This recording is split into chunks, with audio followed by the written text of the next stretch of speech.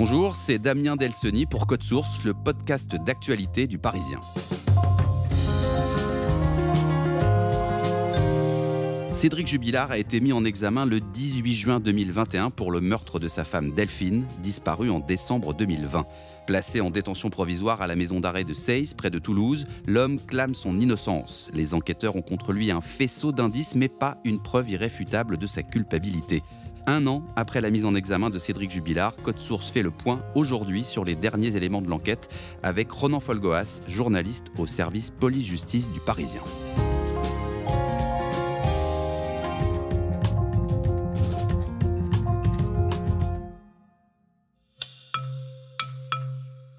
Ronan Folgoas, Code Source a déjà consacré plusieurs épisodes à cette affaire avec vous.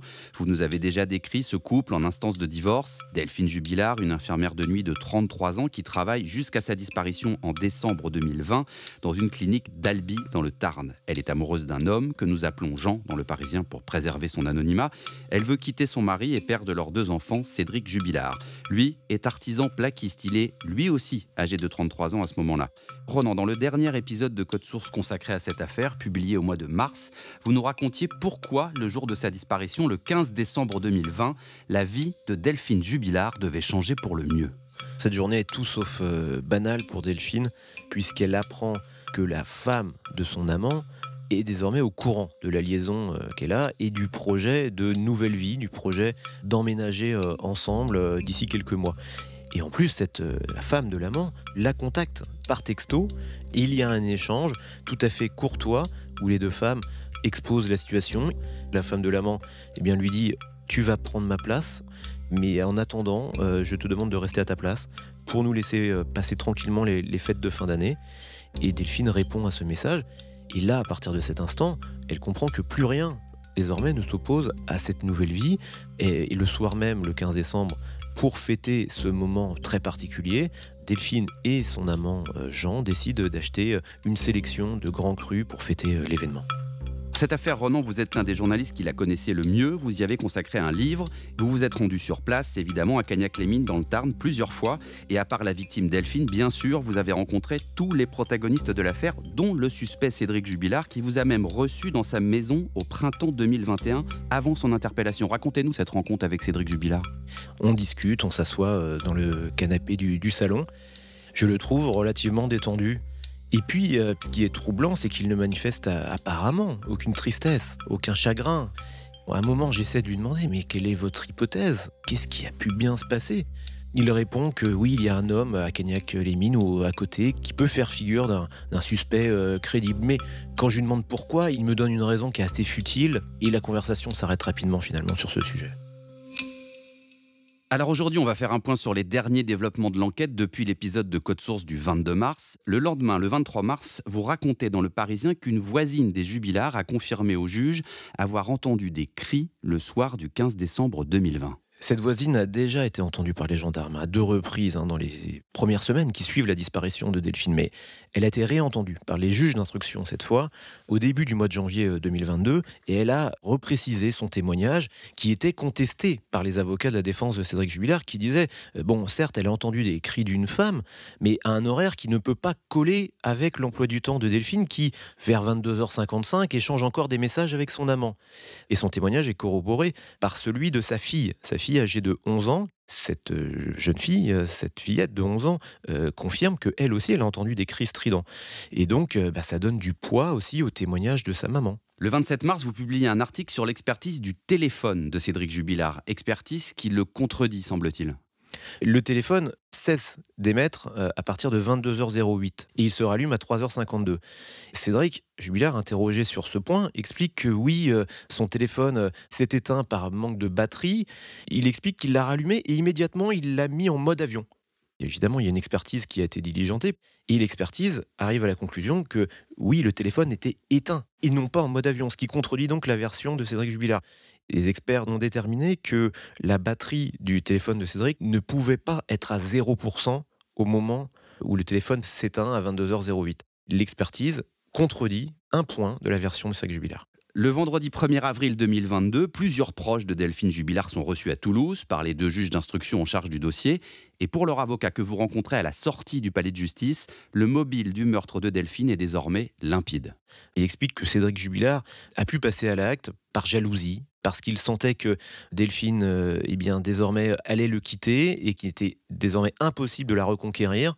À partir du moment où il comprend qu'il n'y a plus de retour en arrière possible, il serait passé à l'acte. Près de 3 semaines plus tard, le 20 avril, vous écrivez un article dans Le Parisien sur le téléphone de Delphine Jubilard et sur, je cite, l'énigme de 6h52. Ce téléphone, c'est un Huawei P30 Pro qui n'a jamais été retrouvé, mais il a toujours borné la nuit de la disparition sur le relais téléphonique de la commune, c'est-à-dire qu'il n'a pas été très loin. Alors Ronan Folgoas, quelle est l'activité du téléphone de Delphine pendant la nuit et au petit matin ? Il y a une première trace à minuit 7, une ouverture de fichier. Le téléphone est, semble-t-il, déverrouillé. À minuit 9, il y a l'activation du compte WhatsApp qui est détecté. Puis, à 1h33, c'est la caméra du téléphone qui est activée. Et puis, à 6h52, la page d'accueil du téléphone est ouverte.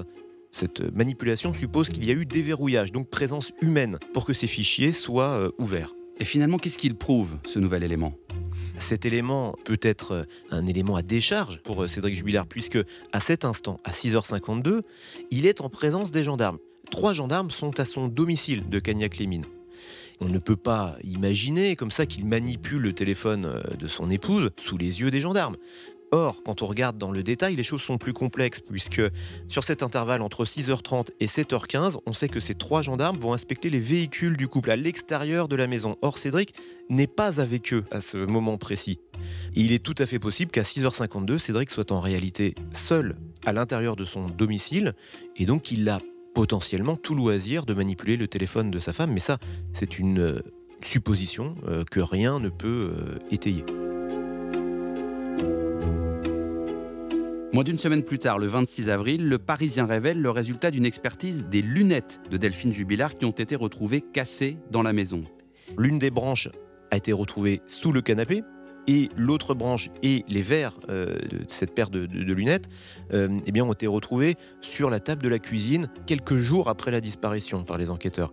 Et en expertisant cette paire de lunettes, les enquêteurs ont appris que les cassures, les dégâts qui ont été constatés sur cette paire de lunettes ne pouvaient être causés que par une force extérieure. Ce n'était pas le fruit d'une usure. Cet élément de la paire de lunettes est un élément supplémentaire qui accrédite l'idée qu'il y a bien eu un affrontement ce soir du 15 décembre 2020, un affrontement entre Delphine et Cédric Jubilard. Le même jour, avec Jérémy Famelet, lui aussi journaliste au service police-justice du Parisien, vous révélez le contenu de l'expertise psychiatrique de Cédric Jubilard. L'expert l'a rencontré 2 fois à la maison d'arrêt de Seyss, en Haute-Garonne, le 1er juillet et le 6 octobre 2021. Il note que Cédric Jubilard ne prononce jamais le prénom de sa femme disparue. Et par ailleurs, pendant l'un de ses entretiens, Cédric Jubilard a une phrase ambiguë. Cédric Jubilard évoque ses conditions de détention. Il est placé à l'isolement et il déplore un peu ce système carcéral très dur psychologiquement. Il ne comprend pas pourquoi il n'est pas placé en présence d'autres détenus. Il dit donc « Je ne suis pas un violeur, une balance, un homosexuel. Je suis un criminel comme les autres. » Ronan Folgoas, le jeudi 12 mai, à Toulouse, dans le bureau de l'un des 2 juges d'instruction, Cédric Jubilard est confronté à l'un de ses anciens codétenus surnommé Marco, qui dit avoir recueilli les aveux de Jubilard. Comment se passe cette confrontation ? Alors c'est une confrontation qui dure environ 4 heures pendant tout l'après-midi. Marco a confirmé toutes ses déclarations précédentes, faites aux gendarmes comme aux magistrates. Il a répété les phrases qu'il dit avoir entendues de la part de Cédric Jubilard. Cédric Jubilard a tenté de minimiser la portée des propos qu'il a tenus. Il n'a pas contesté la teneur des propos rapportés par Marco, mais en revanche, il conteste leur interprétation. Il dit « Oui, on m'a posé des questions à n'en plus finir, et moi, à la fin, j'ai répondu par la rigolade. » C'est sa ligne de défense jusqu'à maintenant. Vous nous avez raconté l'histoire de ce Marco dans Le Parisien le 17 décembre 2021, puis dans Code Source. Pendant plusieurs mois, vous avez cherché à entrer en contact avec lui et vous avez finalement réussi. Alors on peut savoir comment ? Je l'ai contacté à plusieurs reprises par une messagerie cryptée. Il a fini par répondre quelques semaines après sa confrontation. Il est, se dit-il, excédé par tous ces articles sortis contre lui. Il estime avoir été sali. Et je sens à cet instant bien qu'il a peut-être des choses à dire. Et donc je vais réussir à le convaincre de s'exprimer. Le jeudi 26 mai, vous l'avez au téléphone une première fois. Il vous paraît comment à ce moment-là ? Je le sens remonter contre la mauvaise réputation qu'on a essayé de lui coller à la peau. Plusieurs médias, estiment-ils, ont remis en doute son intégrité personnelle et puis la probité de ses déclarations. Et par rapport à ça, eh bien, j'ai le sentiment qu'il veut aussi rétablir sa vérité. Cet homme, ce Marco, il a passé 16 ans de sa vie en prison et il veut bien que l'on dise pour quel fait il a été condamné. On sait qu'il a été condamné en 2003 ou 2004 pour des faits assez graves, très graves même, puisqu'il s'agit de viol avec acte de torture et de barbarie. Il explique d'ailleurs dans l'interview qu'il nous accorde que c'est un viol commis avec un objet contondant. On comprend que les faits se sont déroulés dans un contexte de vengeance, dans une affaire de grand banditisme en réalité, et que évidemment il regrette cet épisode de sa vie. Il est très sensible sur un point précis. Il conteste absolument le fait d'avoir été condamné pour une histoire de faux témoignage. Ça, il tient à faire savoir que non, il n'y a pas d'histoire de faux témoignage. En revanche, il reconnaît qu'il a été condamné pour des affaires de subornation de témoins. Donc dans cette interview, il vous confirme qu'il est bien le voisin de cellule de Cédric Jubilard à la maison d'arrêt de Seyss entre août et octobre 2021. Est-ce qu'il vous explique exactement à quel moment il commence à parler régulièrement avec Cédric Jubilard ? Il raconte que dès le premier jour, il se présente à Cédric Jubilard. Cédric Jubilard explique qui il est. Marco lui dit écoute, ton affaire est peut-être médiatisée, comme tu dis, mais moi je ne la connais pas, je n'en sais rien. Pendant plusieurs semaines, comme ça, ils vont commencer à parler de tout, de rien. Marco observe que Cédric Jubilard est très mal vu par les autres détenus du quartier d'isolement. Et donc, il va prendre un peu Cédric Jubilard sous son aile, c'est son voisin. Et donc, il essaie que tout se passe pour le mieux, aussi dans son propre intérêt, pour finalement avoir une certaine tranquillité. Et comment il le trouve, Cédric Jubilard, Marco, comme ça, quand il commence à discuter avec lui ? Il observe que Cédric Jubilard est quelqu'un d'assez rusé, d'assez calculateur. Il le trouve assez intelligent et en même temps, il le trouve très égocentrique. Pour autant, il se garde bien d'avoir un jugement définitif sur le fond de l'affaire, au moins dans un premier temps.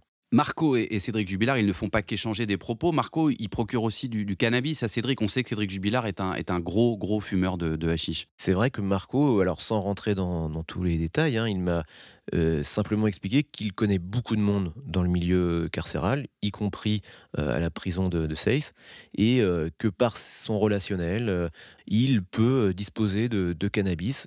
Et il dit que ce cannabis lui-même ne le fume pas, mais en revanche, il en fait profiter un peu les autres. Aussi dans l'idée d'avoir un peu la paix autour de lui. Par ce cannabis, Marco essaie aussi de calmer un peu tout le monde. Un jour, Marco recueille les confidences de Cédric Jubilard. Cédric Jubilard revient d'un séjour d'une dizaine de jours au quartier disciplinaire. Et là, Cédric Jubilard est en position très délicate, il est très mal, il consomme beaucoup de tranquillisants. Marco lui donne du cannabis pour le calmer, pour l'aider. Après avoir fumé, Cédric se met à la fenêtre au petit matin et il fait une première confidence. Il dit que oui, ce soir-là, il a vrillé quand il a vu sa femme échanger des messages avec son amant. Lui-même était revenu dans le salon pour récupérer son chargeur de téléphone. Il a vrillé et après il s'en est débarrassé. Il ne rentre pas dans les détails. Marco, lui, ne l'interroge pas, ne le cuisine pas, entre guillemets. Et puis, il y a d'autres épisodes ensuite dans les jours qui suivent. Et puis voilà, Cédric Jubilard, de manière générale, se décrit comme le plus grand cocu de France et manifeste un ressentiment très fort à l'égard de son épouse disparue. Alors après ces confessions, Marco va décider de prévenir les autorités, le service de renseignement pénitentiaire d'abord, qui va transmettre ces informations à la gendarmerie. Par ailleurs, il va souffler une idée assez étrange à Cédric Jubilard. Racontez-nous. Tout ça commence avec une autre confidence qui explique que Cédric a enterré son épouse près d'un endroit qui a brûlé. Il évoque même 2 grands arbres comme point de repère. Et en même temps, Cédric s'inquiète du fait qu'un corps enfoui sous terre puisse réapparaître à cause des intempéries ou à cause même des animaux sauvages qui pourraient gratter le sol. Et là, là, Marco, sans avoir d'informations précises sur la localisation éventuelle du corps, va suggérer une idée très sombre, effectivement, à Cédric. Il va lui dire, mais moi, je sors de prison dans quelques semaines. Peut-être que je pourrais déplacer le corps à proximité du domicile de l'amant de Delphine, de l'amant et de la femme de l'amant. Ça pourrait, comme ça, détourner les soupçons. Et là, c'est ce qu'exprime Marco, c'est en tout cas sa version. Il explique que Cédric dit « Bah oui, mais ça c'est une bonne idée, je n'y avais pas pensé, pourquoi pas ?» Pourquoi, selon vous, Marco suggère cette idée ? En soumettant ce plan, il veut avoir une information, c'est la localisation du corps de Delphine. Et pourquoi il fait ça ? Je lui pose évidemment la question en lui demandant si c'est de son propre chef ou si c'est à la demande des services d'enquête, pourquoi pas ? Il dit non, pas du tout, c'est de mon propre chef, je me mets en tête d'avoir une information précise. Oui, parce qu'on a pu penser à un moment donné que Marco comptait obtenir quelque chose en collaborant avec les gendarmes, une sorte de contrepartie. Oui, cette hypothèse a forcément été soulevée par les observateurs et par les avocats de la défense. Ils se sont dit, mais pourquoi il fait tout ça ? En réalité, quand on étudie de près la situation carcérale de Marco, il est, depuis plusieurs semaines déjà, dans une situation où il va sortir de détention. Il doit être libéré. Il ne sait pas précisément quand, si ça va être fin septembre ou début octobre, mais voilà. Cette libération intervient effectivement le 4 octobre. Ronan, vous publiez l'interview de Marco dans Le Parisien le mardi 31 mai. Cette interview se referme par la question des aveux de Cédric Jubilard qu'il dit avoir recueillis. Cédric Jubilard, lui, jure que Marco a simplement mal interprété ses propos. Alors, que répond Marco à ça ? Marco, lui, a un souvenir tout à fait différent puisqu'il exprime l'idée bien que lorsque Cédric Jubilard fait ses confidences qui ressemblent furieusement à des aveux, Cédric Jubilard est très sérieux, qu'il le sait au timbre de sa voix. C'est son intuition, son sentiment. Ce n'est pas forcément non plus la vérité pure.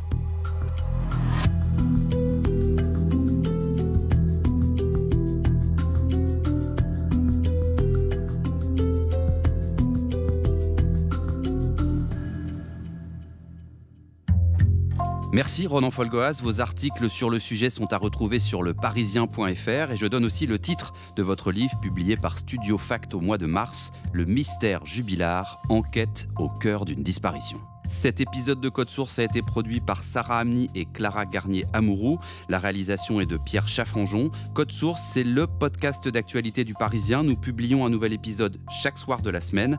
Pour n'en rater aucun, n'oubliez pas de vous abonner sur votre application audio préférée. Vous pouvez aussi nous contacter sur Twitter @codesource ou nous écrire directement codesource@leparisien.fr.